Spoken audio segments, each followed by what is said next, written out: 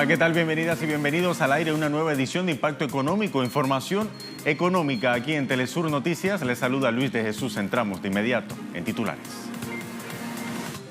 El auxilio financiero del Fondo Monetario Internacional en Argentina no será suficiente para mejorar las previsiones económicas de esa nación. En breve le contamos por qué. En nuestra arista económica de hoy analizamos el papel de las llamadas empresas multilatinas en el contexto económico regional. Irlanda busca hacer frente a la salida de Reino Unido del bloque europeo y para ello ampliará sus presupuestos generales en 2019. En Economía 360, aquí le contamos.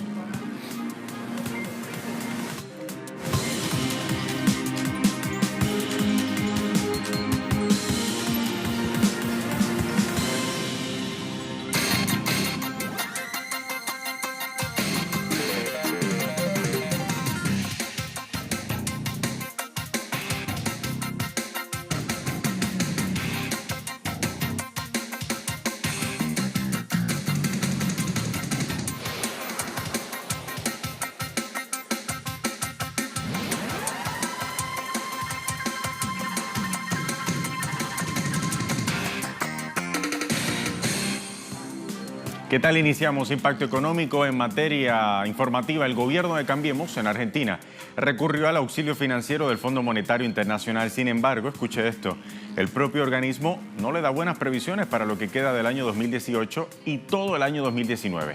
Según el organismo crediticio, la caída del Producto Interno Bruto argentino será de 2,6% para el año 2018, o lo que queda de 2018, debo decir, y de 1,6% para todo el año 2019. Los datos son un poco más pesimistas que los calculados por el Banco Central Argentino, que prevé una contracción del PIB para el año entrante de 0,5%.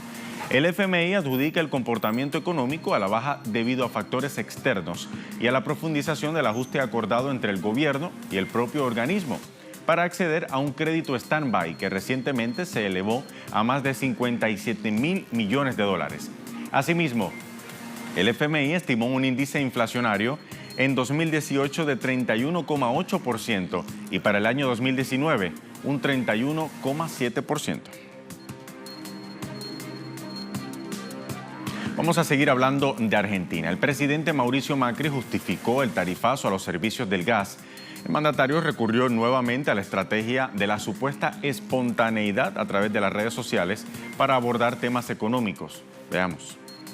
Bronca es que como alguien puede pensar que a uno le gusta aumentar el valor de la energía, que uno se encapriche y por eso lo aumenta. Lo aumento porque es lo que vale. Bueno, la energía se liga al precio internacional del petróleo, todo es una cadena. Ahora, gracias a que empezamos a pagar lo que vale, hoy tenemos vaca muerta que empezamos a producir nuestra propia energía. Y cuando tengamos cada vez más energía, vamos a poder bajar el precio interno. Pero es un proceso que ya arrancó, que va muy bien. Curiosa manera de explicar el tema económico en Argentina. Bueno, le contamos que en Argentina no es el único país con previsiones a la baja en su economía del Fondo Monetario Internacional. En ese escenario también está Brasil, el gigante suramericano. Pese a que la Bolsa de Valores de Sao Paulo respondió positivamente a la victoria en la primera vuelta de los comicios presidenciales del ultraderechista, además favorito de los inversionistas Jair Bolsonaro, el FMI redujo la previsión de crecimiento económico para Brasil. Al menos así lo informa la agencia de prensa latina, lo tienen en pantalla, que informa que el FMI revisó a la baja el crecimiento del PIB brasileño, que este año alcanzará apenas 1,4%. Según el informe, la expansión del PIB brasileño será 0,4% inferior a la prevista hace 3 meses. En cuanto a las causas de la contracción, los expertos de la entidad atribuyen el fenómeno al endurecimiento de las condiciones financieras externas, el alza de las tasas de intereses estadounidenses y también al impacto de la huelga de camioneros. Ahora bien, cambiamos el tema porque las ventas en el exterior de productos hechos en Paraguay han tenido un buen comportamiento entre los meses de enero a septiembre de 2018. Un informe del Banco Central Paraguayo indica que las exportaciones se acumularon en los primeros 9 meses del año 10.500 millones de dólares, con un aumento de 2,7% en contraste con el mismo periodo para el año pasado. Las exportaciones se vieron favorecidas por los envíos de productos primarios, como lo es los granos de soja, el arroz, las semillas de sésamo y también la manufactura de origen agropecuario e industrial. También las exportaciones estuvieron influenciadas por la venta de carnes, que contribuyeron con más de 920 millones de dólares y un alza de 3,4%. En cuanto a las importaciones, el Banco Central señala que Paraguay compró al exterior 9.466 millones de dólares en diversos productos, como el gasoil, naftas, tractores y automóviles. Hasta el pasado mes de septiembre, esta balanza comercial, que se calcula entre las exportaciones y las importaciones, permitió al país tener un superávit de 977,6 millones de dólares.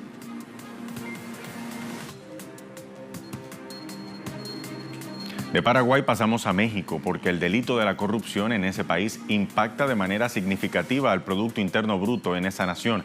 De acuerdo al rector de la Universidad Nacional Autónoma de México, Enrique Graue, el valor económico que se deriva de la corrupción equivale al 10% del PIB del país.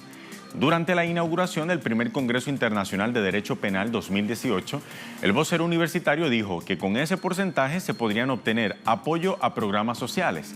La situación también fue alertada en septiembre por miembros de la Unión Social de Empresarios de la Nación.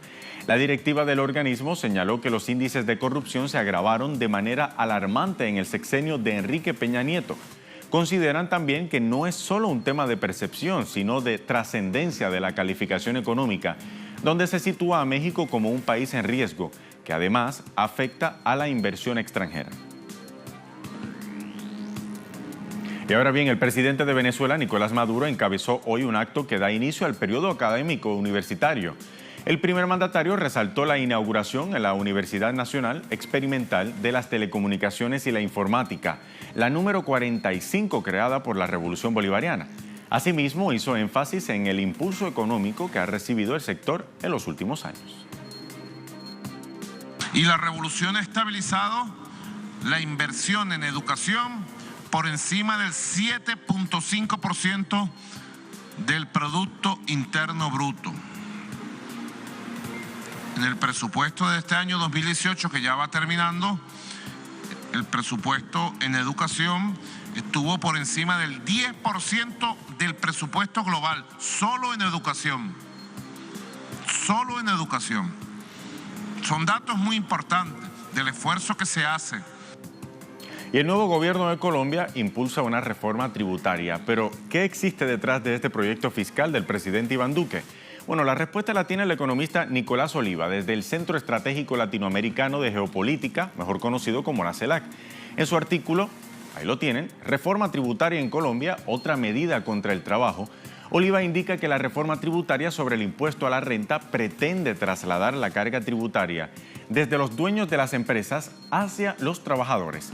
La reforma incluye la ampliación del número de personas naturales que pagan el tributo de 2,5 a 4,5 millones de colombianos, en su mayoría personas que viven del salario, para así reducir el impuesto a la renta de las empresas. Oliva adelanta que el presidente Duque no propone para Colombia un modelo que transforme la senda del crecimiento ni el desarrollo económico. Ahora bien, ¿usted sabe lo que es una empresa multilatina? Bueno, pues al regreso de la primera pausa en Impacto Económico le vamos a contar qué es una empresa multilatina y para qué sirve en nuestra región latinoamericana. Esto y mucho más cuando vengamos de nuestra primera pausa. Ya venimos.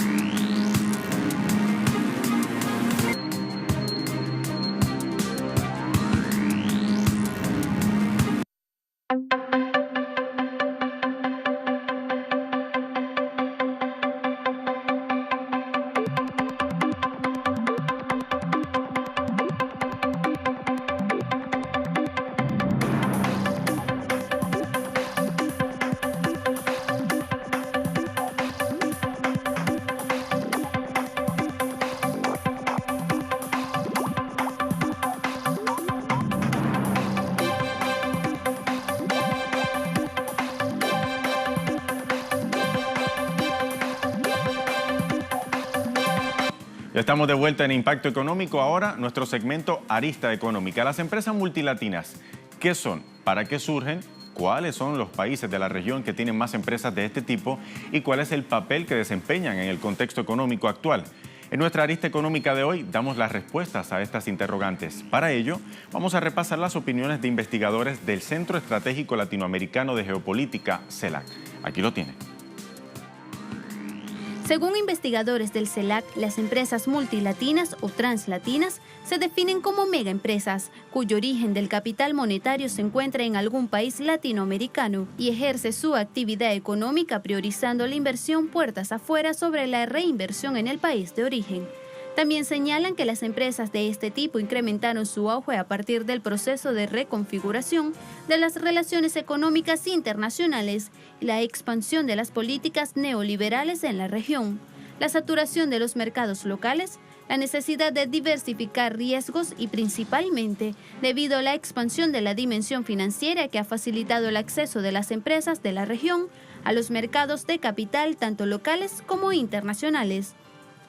Los investigadores del CELAC sostienen que las facilidades en el financiamiento fueron otros factores que jugaron a favor de las multilatinas, ya que los fondos se canalizaron hacia las más grandes empresas, privando a las unidades de mediano y pequeño tamaño al acceso al crédito barato. Esta concentración empresarial condujo a que las grandes empresas se haya hecho con las prioridades de las más pequeñas, produciendo un fenómeno de fagotización con fusiones y adquisiciones.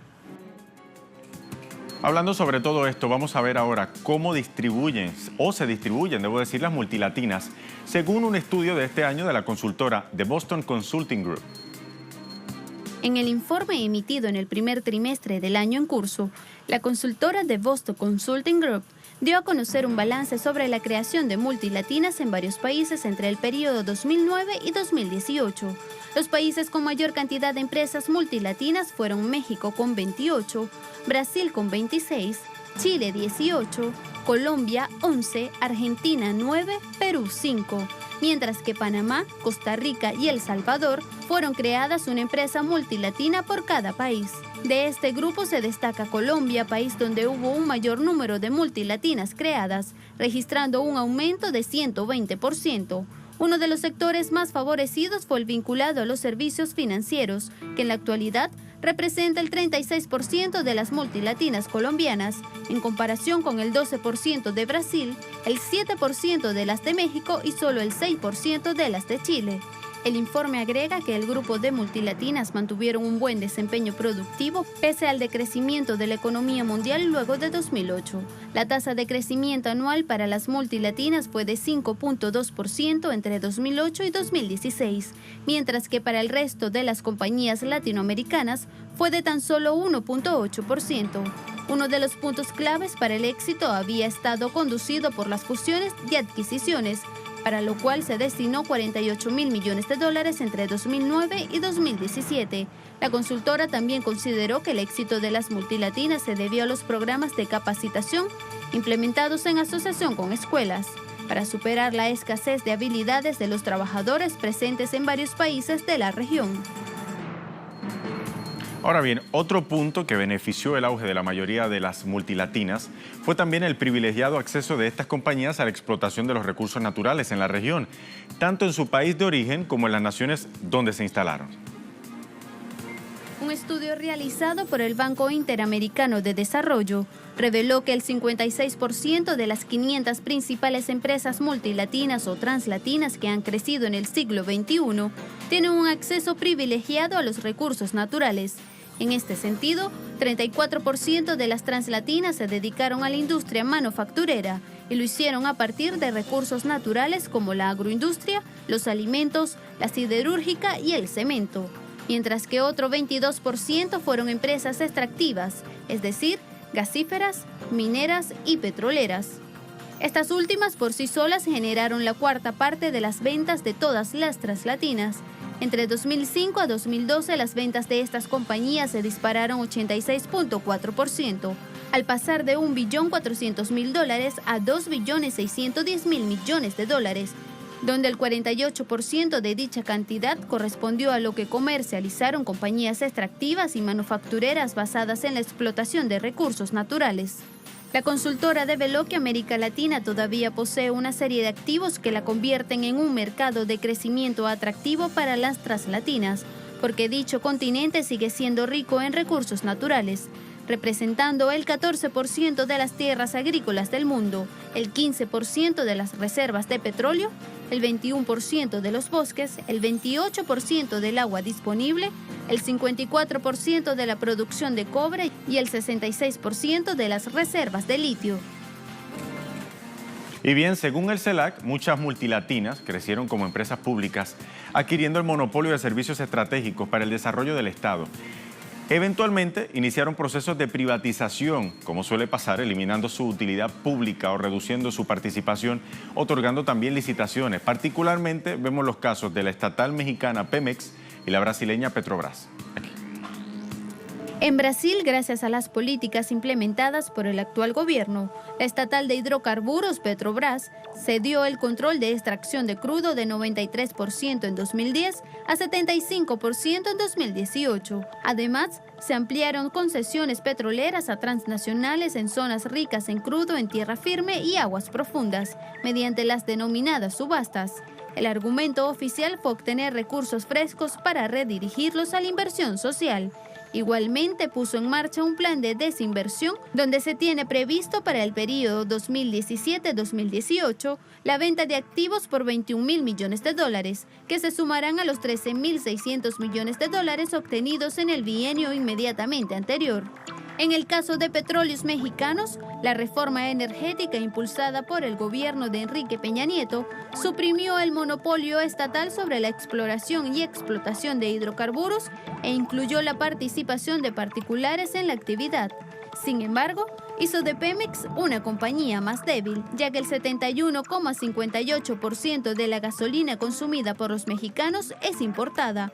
En medio de la reforma energética, el país mantuvo los precios energéticos más altos entre el grupo de naciones que integran la Organización para la Cooperación y el Desarrollo Económico, con una variación anual de 16,2%, casi el triple del promedio que fue de 5,8%. Además, se comprometieron inversiones públicas y privadas por $200.000 millones, que no se vieron reflejadas con el aumento productivo de crudo. Ahora bien, las empresas multilatinas modifican todo el flujo económico en la región, es decir, los sectores financiero, comercial, productivo y laboral. También, en la actualidad, las multilatinas se han convertido en nuevos ejes de relacionamiento económico que influyen en las políticas económicas que además se toman en cada estado y gobiernos de la región. Con esto cerramos nuestra arista económica. Ahora bien, hacemos nuestra segunda pausa aquí en Impacto Económico. Cuando regresemos, entramos en Economía 360. Vamos a hablar de Irlanda porque este país busca destinar un fondo extra a su presupuesto del año 2019. ¿Para qué? Para hacer frente a la salida del Reino Unido de la Unión Europea. Esto y más al regreso.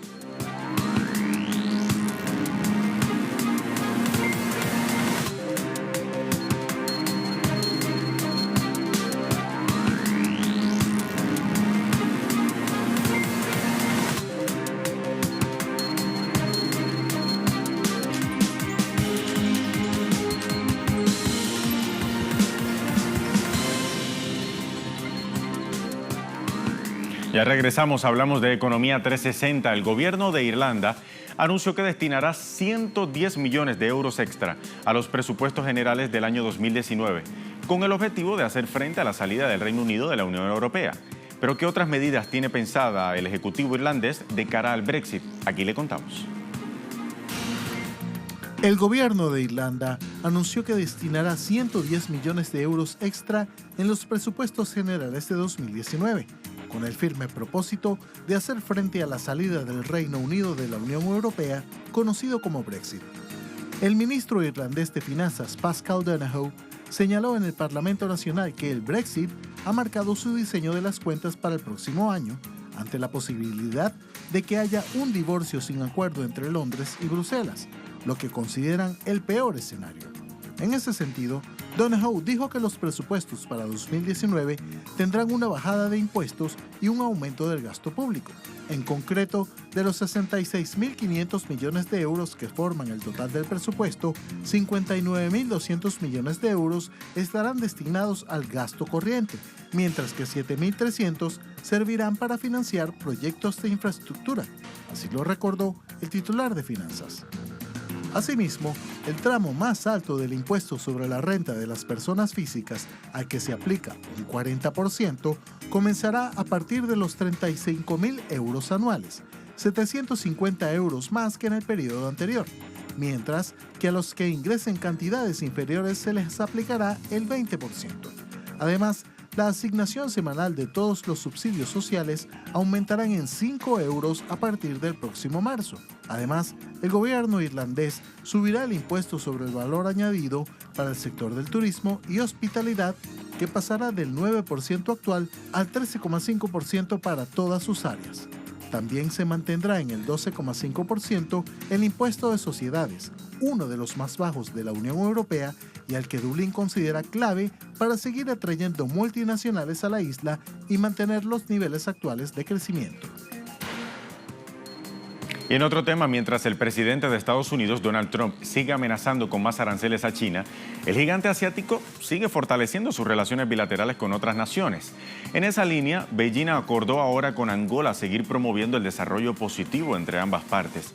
El acuerdo fue suscrito durante una reunión entre el presidente de China, Xi Jinping, y su homólogo de Angola, João Lourenço, quien se encuentra en Beijing en una visita de Estado que culminará mañana.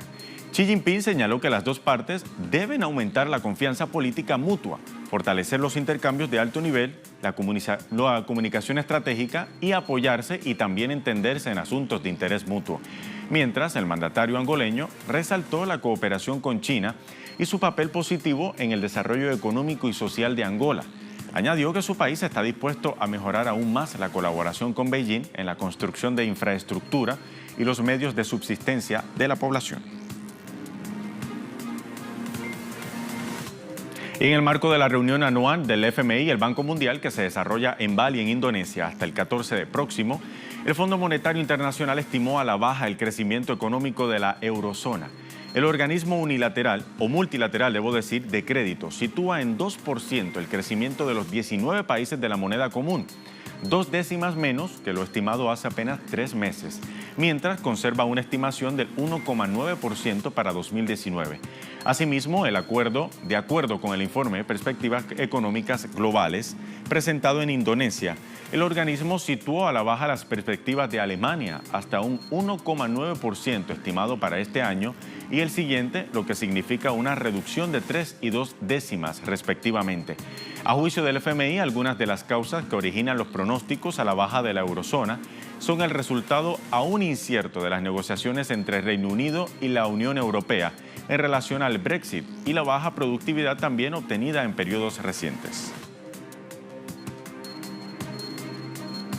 Ahora le contamos que el gobierno de Noruega trabaja para que los campos petroleros del país puedan reducir su huella de carbono, es decir, que sean menos contaminantes. De acuerdo con el reporte de Equinor, una empresa multinacional de energía noruega, el yacimiento del Mar del Norte, a unos 140 kilómetros al oeste de la ciudad de Stavanger, podrá desde ahora ejecutar sus operaciones sin el uso de combustibles fósiles. Esto gracias a una solución energética inaugurada este martes, que le proporcionará electricidad desde la costa. La energía desde la costa ayudará a reducir las emisiones de dióxido de carbono en aproximadamente 460.000 toneladas, lo que equivale a las emisiones de 230.000 autos privados.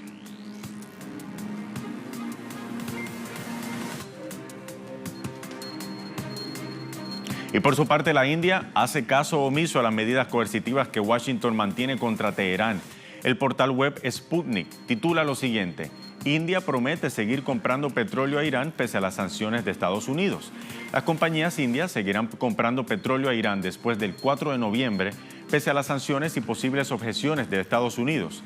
Así lo manifestó el ministro de Petróleo de la India, Dharmendra Pradhan, luego de salirse del acuerdo sobre el programa nuclear iraní y restablecer sus sanciones contra Teherán.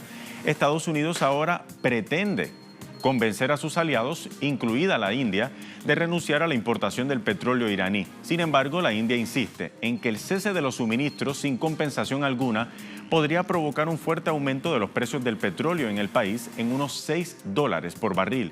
Irán es el segundo proveedor de petróleo a la India después de Irak. Miren esta cifra. De abril a junio de este año, Irán suministró a la India unos 5,67 millones de toneladas de hidrocarburos y en los 12 meses anteriores, 9,8 millones de toneladas. Bien, llegó el momento de revisar nuestra realidad virtual para ver cómo cerró el precio del petróleo en esta jornada de martes. Lo tienen en breve en pantalla. Ahí está. El precio del barril del petróleo intermedio, el WTI, el Texas, marcó $74,95, una subida de aproximadamente 0,97%. Revisamos ahora el barril del Brent, de referencia en Europa, que se ubicó en $84,81. Esto es aproximadamente 1,28% más que la jornada de ayer lunes. Y mientras tanto, verificamos ahora, ahí está, el crudo venezolano se ubica en 521,35 yuanes y también el valor de un petro en la criptomoneda creada por el gobierno bolivariano. Y con esta información llegamos al final de esta emisión en Impacto Económico. Recuerde que nos puede seguir en redes sociales como @telesurtv, @impactoe. Hasta la próxima.